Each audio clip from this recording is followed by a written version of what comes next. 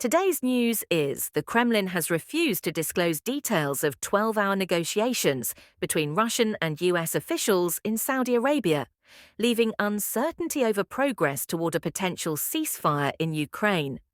Kremlin spokesman Dmitry Peskov stated that the technical discussions are under review by Moscow and Washington, emphasizing that their content will not be made public.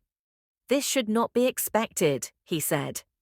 According to Russia's state-run TASS news agency, both sides attempted to draft a joint statement, though specific details remain undisclosed. Meanwhile, US and Ukrainian officials held a second round of talks in Riyadh on Tuesday, following an earlier meeting on Sunday that Ukraine's defense minister, Rustem Umerov, called productive and focused. Grigory Karasin, a former deputy foreign minister leading Russia's negotiating team, characterized the US-Russia discussions as difficult but constructive, covering a wide range of issues. He confirmed that talks will continue, with involvement from the United Nations and other nations. A key focus remains on securing a maritime ceasefire in the Black Sea to ensure the safety of shipping routes.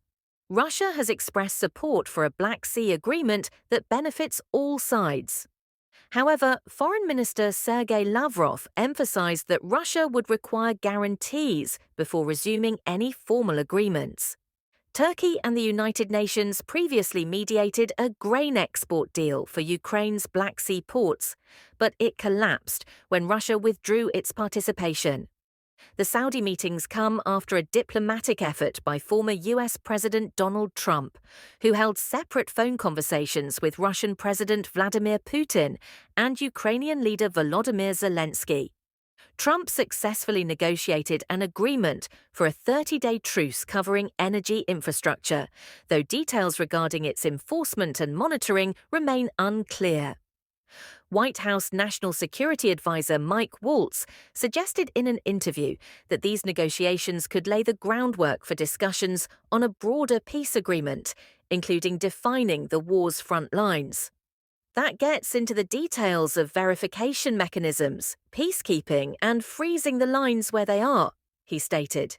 He also indicated that the talks may lead to a long-term settlement, incorporating security guarantees for Ukraine. Despite the discussions, skepticism remains high. Ukraine's envoy to the US, Oksana Markarova, reaffirmed the nation's commitment to achieving a full ceasefire beyond the energy truce.